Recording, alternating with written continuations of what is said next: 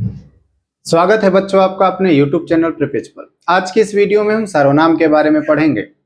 सर्वनाम सर्वनाम का जो शाब्दिक अर्थ है वो सबके नाम से है। तो जब हम हिंदी व्याकरण पढ़ते हैं तो उसमें सबके नाम के अर्थ का क्या प्रयोजन है, यहाँ आप परेशान होंगे ना, मैं बताऊंगा आपको।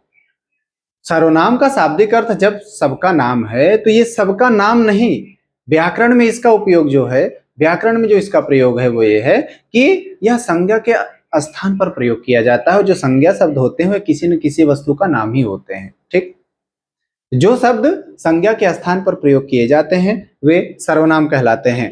ठीक, आइए क्या कुछ होता है सर्वनाम के बारे में, सर्वनाम के भेद, उनकी परिभाषा, उनके उदाहरण, इन सब की जानकारी करते हैं और सर्वनाम शब्द कहाँ प्रयोग किए जाते हैं इसके बारे में भी चर्चा करते हैं। वीडियो के अंत तक आप बने रहेंगे तो आप कुछ महत्वपूर्ण जानकारी अवश्य प्राप्त करेंगे। ठीक, आइए क्लास को शुरू करते हैं। सर्वनाम की परिभाषा शुरुआत में ही हमने आपसे बताया, चर्चा वहीं से शुरू होती है। सर्वनाम जो शब्द संज्ञा के स्थान पर प्रयोग किए जाए उन्हें हम सर्वनाम कहते हैं। और जो ये सर्वनाम शब्द हैं वो मुख्यतः वे आपके मैं, तुम, यह, वह, जो, कोई आदि। ठीक, ये सब सर्वनाम शब्द हैं। अब यहीं आपको हम बताएंगे कि सर्वनाम शब्द के प्रयोग की जरूरत क्यों पड़ी। हमने कुछ वाक्य लिखा और उस वाक्य में हमने मान लीजिए लिखा मोहन अच्छा लड़का है,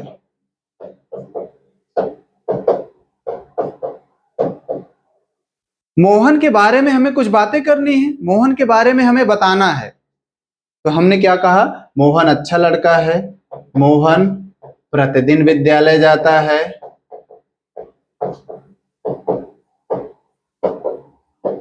प्रतिदिन विद्यालय जाता है। इसके बाद मोहन मेहनती है ना। अब आप देख रहे हैं सारी बातें हम मोहन के बारे में कर रहे हैं और बार बार यहां मोहन शब्द आ रहा है। व्याकरण की दृष्टि से शब्दों का दोहराव जितना ज्यादा कम होगा उतना ही एक अच्छा लेख माना जाता है। यहीं से सर्वनाम शब्द की आवश्यकता पड़ी और यही जो मोहन एक बार आया है, मोहन के बारे में ही चर्चा हो रही है, इसी मोहन को हटाने के लिए सर्वनाम शब्दों की रचना की गई। और यहां से आप देखेंगे हमने कहा मोहन अच्छा लड़का है, ठीक, अब दूसरी बार मोहन यदि फिर से रिपीट हो जाएगा, फिर से उसका दोहराव आएगा तो ये कृत्रिमता लाएगा वाक्य में। ठीक, अतिरेकता लाएगा ये वाक्य में। इसके लिए क्या हुआ, यहां पर हमने मोहन को हटाया और यहां पर हमने लिखा वह। ठीक, वह प्रतिदिन विद्यालय जाता है। यहां से आपको समझ में आया होगा कि सर्वनाम शब्द की जरूरत क्यों पड़ी। ठीक, क्यों हम सर्वनाम शब्द को संज्ञा के स्थान पर प्रयोग करते हैं। ठीक है ना, समझ में आया ये। अब आगे चलते हैं, सर्वनाम शब्दों के जो भेद हैं, जो सर्वनाम के भेद किए गए हैं, अब उनको हम जान लेते हैं। प्रयोग की दृष्टि से और उनके अर्थ के आधार पर सर्वनाम का जो भेद किया गया है वह सबसे पहला जो सर्वनाम होगा वो पुरुषवाचक सर्वनाम होगा। ठीक, अब आप कहेंगे कि पुरुषवाचक सर्वनाम क्या होता है। ठीक है ना, आप देखते हैं कि ऐसे कई वाक्य हमें मिल जाते हैं जहां पर वे शब्द आए रहते हैं जहां पर देखिए कि कोई बोल रहा होता है और कोई सुन रहा होता है। ठीक, या कोई तीसरा व्यक्ति भी उसमें शामिल रहता है। इसी को पूरा करने के लिए जो पुरुषवाचक सर्वनाम है इसका वर्गीकरण किया गया। तो जो सर्वनाम वक्ता, वक्ता मतलब बोलने वाला, ठीक, ऐसे शब्द जो बोलने वाले, सुनने वाले या किसी अन्य व्यक्ति के लिए प्रयोग किए जाएं उन्हें हम पुरुषवाचक सर्वनाम कहेंगे। समझ में आया।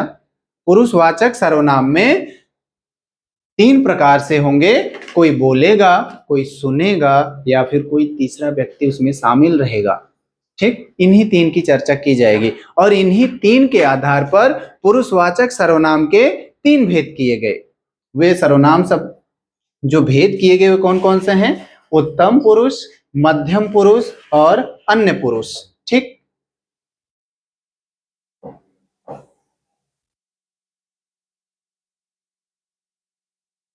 उत्तम पुरुष में किसको शामिल किया गया, उत्तम पुरुष का मतलब जो बोल रहा है, जो बोल रहा है, ठीक है ना। वाक्य में देखेंगे कि जब वाक्य में हम वाक्य बनाते हैं, वाक्य में हमें मिलता है कि कोई व्यक्ति होगा जो बोल रहा होगा, और वो व्यक्ति कौन होगा, उसी व्यक्ति को हटा करके तो सर्वनाम शब्द आया रहेगा। समझ में आ रहा है ना। जैसे उदाहरण देखिए, मैं कल विद्यालय जाऊंगा, ठीक, यहां पर मेरा नाम जो है वो नहीं लिखा गया, ठीक। यदि लिख दिया जाता कि शिवम कल विद्यालय जाएगा, ठीक है ना। अब यहां पर क्या कहा जाएगा, वह कल विद्यालय जाएगा, तो शिवम को हटा करके वह आया। अब मैं अपने लिए बात कर रहा हूं तो मैं स्वयं के लिए कहूंगा कि मैं कल विद्यालय जाऊंगा। अब यहां पर जब मैं कह रहा हूं कि मैं विद्यालय जाऊंगा तो ये मेरी बात है ना। जब बोलने वाला व्यक्ति कोई वाक्य कहेगा और उस बोलने वाले व्यक्ति के लिए जो सर्वनाम शब्द आया रहेगा वो पुरुषवाचक सर्वनाम होगा। समझ में आया इतना। जैसे उदाहरण देखिए, यहां पर मैं कल विद्यालय जाऊंगा, तो मैं कौन है, ये बोलने वाला है। जहां भी आपको सर्वनाम शब्द मिले और वहां पर वो बोलने वाला हो, ठीक, बोलने वाले का मतलब समझ रहे हैं। देखिए, कार्य उसी के द्वारा किया जाएगा, ठीक है ना। यहां पर क्या हो जाएगा, मैं पुरुषवाचक, में उत्तम पुरुष, हम, मुझे, हमारा, मैंने। एक बात एक लाइन में कहे ना, तो जो आपका ये उत्तम पुरुष है ना, ये पुरुषवाचक सर्वनाम का जो उपभेद है, ये यहां पर हमेशा स्वयं की ही बात की जाएगी।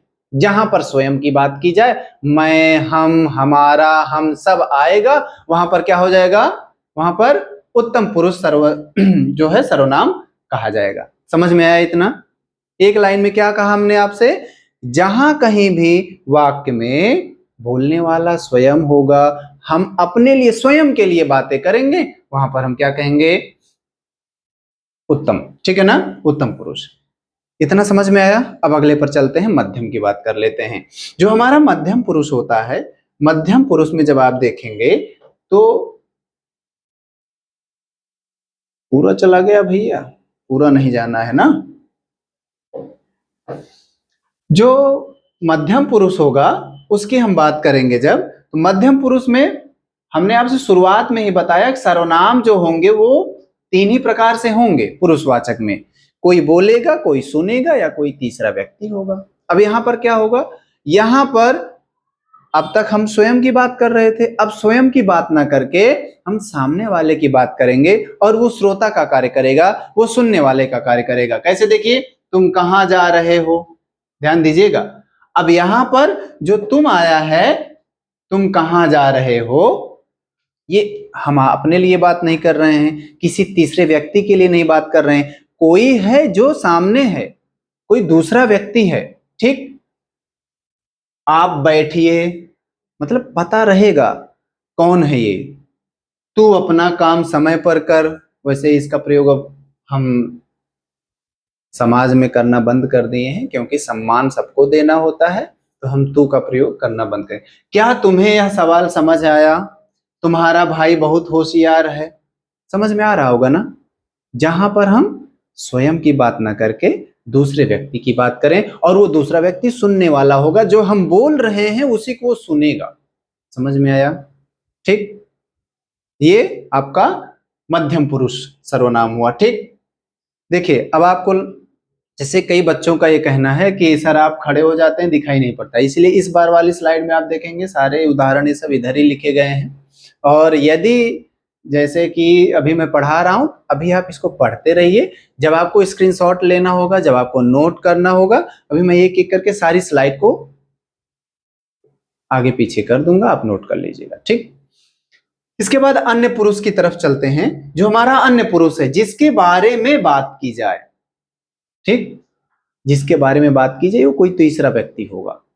जैसे, वह कल बाजार गया था, वे मैदान में खेल रहे हैं, उसने बहुत सुंदर गीत गाया, इनका घर बहुत बड़ा है, उन्हें समय पर बुला लेना।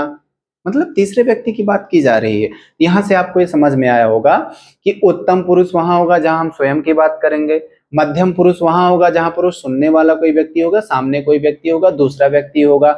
लेकिन अन्य पुरुष में हम किसी तीसरे व्यक्ति की बात करेंगे, वो तीसरा व्यक्ति कोई भी हो सकता है, ठीक है ना। ना हम होंगे ना आप होंगे, मतलब ना सामने वाला, ना बोलने वाला, ना सुनने वाला, कोई तीसरा व्यक्ति हो सकता है।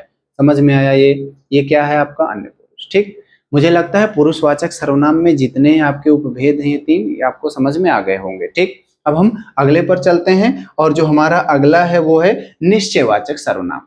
ठीक, देखिए निश्चयवाचक जो सर्वनाम है ये आपने निश्चय शब्द को सुना ही होगा।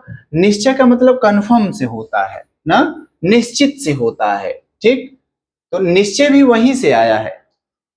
कभी कभी हमारे सामने ऐसे वाक्य मिल जाते हैं कि उस वाक्य में जो अर्थ है उसका वो कंफर्म होता है कि यहां पर बात निश्चित है। देखिए क्या है परिभाषा, जो सर्वनाम शब्द किसी पास या दूर की वस्तु या व्यक्ति की निश्चित सत्ता पक्की जानकारी का बोध कराते हैं। एक प्रकार से हम कहें ना, ये जो निश्चयवाचक सर्वनाम है ये निश्चयवाचक और अभी निजवाचक, इसमें आप थोड़ा परेशान होंगे।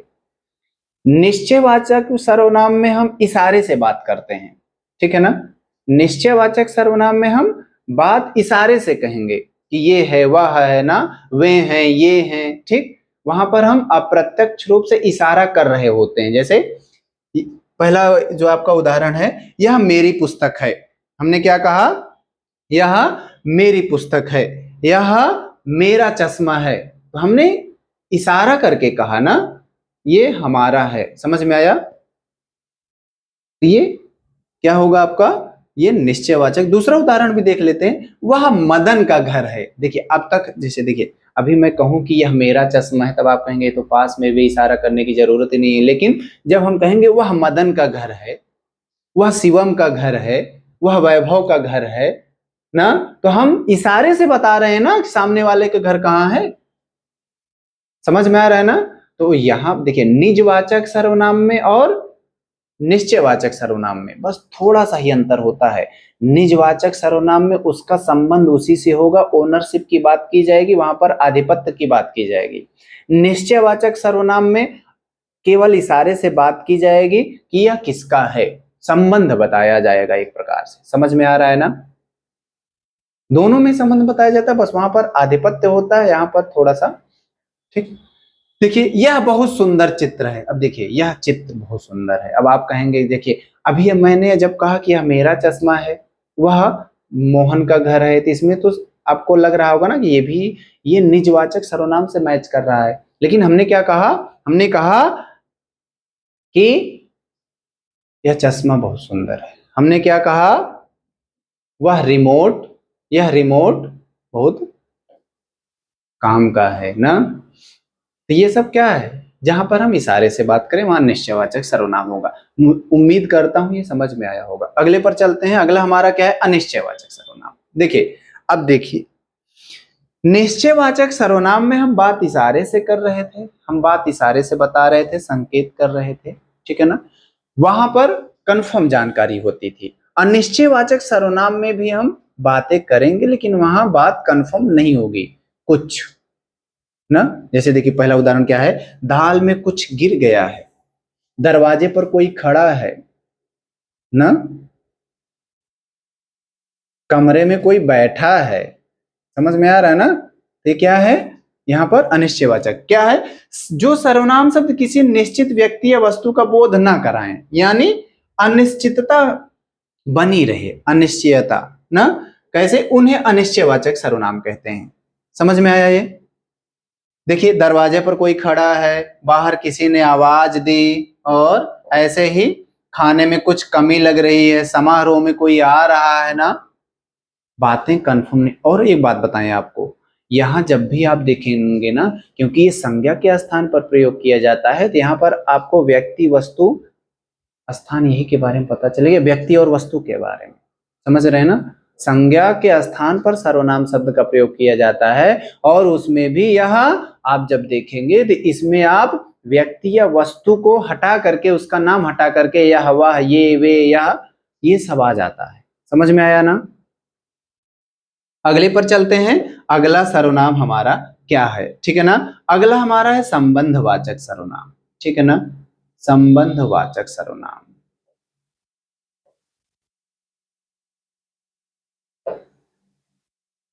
अब देखिए आप कहेंगे कि संबंधवाचक सर्वनाम क्या है, तो यहां से आपको हम बताएं कि जो संबंधवाचक सर्वनाम होता है ये संबंध की बात करेगा, और यहाँ पर कार्य जो होगा ना, जो कार्य हो रहा होगा, जो बात की जा रही होगी, उसमें दो शब्द मिलेंगे आपको।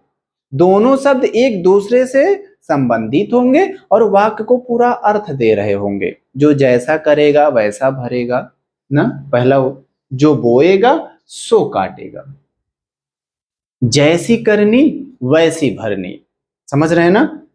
जिसकी लाठी उसकी भैंस, जो मेहनत करेगा वह सफल होगा, जितना गुड़ डालोगे उतना मीठा होगा ना, जितना गहन अध्ययन करोगे उतनी जानकारी मिलेगी अच्छी ना, समझ रहे हैं ना। यहां पर परिभाषा क्या है देखिए, जो सर्वनाम शब्द वाक्य में आए दूसरे सर्वनाम या संज्ञा से संबंध जोड़ते हैं। यहां पर हमेशा दो शब्द आपको मिलेंगे और वे दोनों संबंध जोड़ करके वाक्य को पूर्ण अर्थ दे रहे होंगे। जो जैसा, जितना उतना, इतना उतना ना, जैसी वैसी, जिसकी उसकी, ये सब आ जाते हैं। समझ में आया होगा ना, बहुत इजी है ये, ठीक है ना। अगले पर चलते हैं। अगला जो हमारा होगा वो प्रश्नवाचक सर्वनाम होगा। अभी आप कहेंगे सर ये प्रश्नवाचक सर्वनाम क्या होता है भाई। अब जब प्रश्नवाचक सर्वनाम कैसे आएगा, क्योंकि संज्ञा या सॉरी जो सर्वनाम होता है ये तो संज्ञा के स्थान पर आता है। तो जब संज्ञा के स्थान पर आ रहा है और प्रश्न पूछ लेगा तो ये तो फिर कैसे प्रश्नवाचक सर्वनाम क्या है। देखिए अभी आपको पल भर में समझ में आएगा कि प्रश्नवाचक सर्वनाम क्या होता है। देखिए, जिस सर्वनाम शब्द का प्रयोग किसी व्यक्ति, वस्तु या स्थान के बारे में प्रश्न पूछने के लिए किया जाए, ध्यान दीजिएगा, सर्वनाम की विशेषता यह है कि हमेशा संज्ञा के स्थान पर प्रयोग किया जाता है। अब यहां पर प्रश्नवाचक सर्वनाम में जो सर्वनाम शब्द आएगा वो किसी व्यक्ति, वस्तु या स्थान के बारे में प्रश्न पूछ रहा होगा।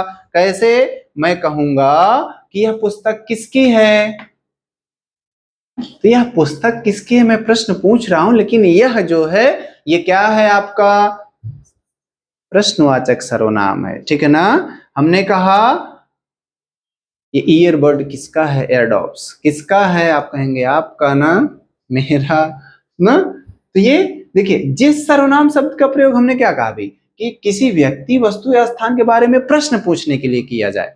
इसका मतलब देखिए, प्रश्नवाचक सर्वनाम शब्द को जानने के लिए बहुत सरल ट्रिक है। वो क्या है जानते हैं, जो प्रश्न किया गया है, जो शब्द आ रहा है, यदि उसका उत्तर कोई संज्ञा शब्द मिल रहा है वहां पर प्रश्नवाचक सर्वनाम होगा। समझ में आया। देखिए, बाहर कौन खड़ा है, बाहर रमेश खड़ा है, रमेश क्या है, संज्ञा है। समझ में आ रहा है ना। ऐसे देखिए, आपने खाने में क्या लिया, मैंने खाने में दाल चावल लिया, दाल भात ना, दाल चावल नहीं, हम दाल भात खाते हैं ना, दाल चावल खाते होंगे लोग ना, हम तो दाल भात खाते हैं। तो आपने खाने में क्या लिया, दाल भात।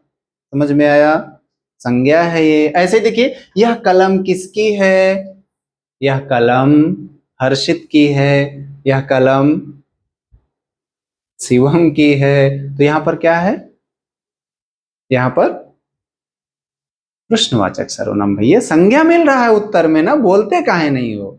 ठीक, ऐसे देखिए, तुम कल कहाँ जा गए थे, हम कल लखनऊ गए थे ना। लखनऊ क्या है, संज्ञा है ना, व्यक्तिवाचक संज्ञा है। तो जिस भी वाक्य में प्रश्नवाचक शब्द आया रहे, उस प्रश्न का उत्तर हमें संज्ञा शब्द मिले, वहां पर हम क्या कहेंगे, प्रश्नवाचक सर्वनाम। समझ में आया ये। इसके बाद अगले पर हम चलते हैं, और अगला जो है हमारा निजवाचक सर्वनाम। निज से मतलब है हमारा जिस पर थोड़ा सा अधिकार हो, वो हमारा निजवाचक सर्वनाम होगा। उदाहरण देखिए, परिभाषा क्या है, जो सर्वनाम शब्द वक्ता द्वारा अपने लिए स्वयं खुद के अर्थ में प्रयोग किया जाए। ध्यान दीजिए, वक्ता द्वारा, वक्ता कौन होता है, उत्तम पुरुष। इसका मतलब उत्तम पुरुष जिस वाक्य में प्रयोग किया जाएगा वहां पर जो शब्द आया रहेगा वो हमारा निजवाचक सर्वनाम होगा। ठीक है ना, समझ में आया। उदाहरण देखिए, भी तुरंत क्लियर होगा। उदाहरण देखिए, मैं अपना काम स्वयं कर लूंगा। ध्यान दीजिएगा, अब यहां पर देख रहे हैं, यहां पर क्या आया, मैं अपना काम स्वयं कर लूंगा। तो स्वयं क्या है? निजवाचक। कैसे? देखिए, वह अपने आप बाजार चला गया। समझ रहे हैं ना? वह अपने आप बाजार चला गया। उत्तम पुरुष वाली बात मिलेगी, लेकिन वहां पर अधिकार की बात की जाएगी। ठीक है ना? जैसे देखिए, हमें स्वयं, वे खुद ही यहां आए थे, बच्चे अपने आप पढ़ रहे हैं। ये क्या है आपका? ये निजवाचक। समझ में आया? उम्मीद करता हूं आज का जो विश्लेषण है ये आपको समझ में आ गया होगा। ठीक। यदि आपको कहीं भी दुविधा हुई है और आपको लग रहा होगा कि सर ये बात नहीं बताए, ये बात मुझे पता है, तो मैं आपको आमंत्रित करता हूं, आप कमेंट सेक्शन में जरूर बताइएगा कि सर आपने ये बात नहीं बताया। और इसके साथ साथ यदि आपको इस वीडियो में आज की क्लास में कोई बात बहुत अच्छी लगी, आपने कोई बात पहली बार सीखी, आपको कुछ नया सीखने को मिला, तो उसे भी आप कमेंट करके अवश्य बताइएगा। ठीक। इसको आप पढ़ते रहेंगे तो आपकी पढ़ाई मजबूत होती रहेगी। मैंने जो अभी आपसे शुरुआत में कहा कि एक बार मैं स्लाइड को थोड़ा सा बैकवर्ड फॉरवर्ड कर देता हूं, जिससे कि आप इसको नोट कर सकें, क्योंकि बच्चों की शिकायत रहती है कि सर आप आगे खड़े हो जाते हैं और मुझे इसको नोट करने में, स्क्रीनशॉट लेने में कठिनाई होती है। मैं साइड होता हूं, स्लाइड को थोड़ा सा आगे पीछे करूंगा, जिससे कि आप इसको नोट कर सकें। ठीक है ना? थोड़ा सा साइड हो जाऊं, चेयर पे बैठूंगा, मैं यहीं पर चेयर लगी हुई है। ठीक। और मैं बैठ करके स्लाइड को आगे पीछे कर रहा हूं। ठीक है ना?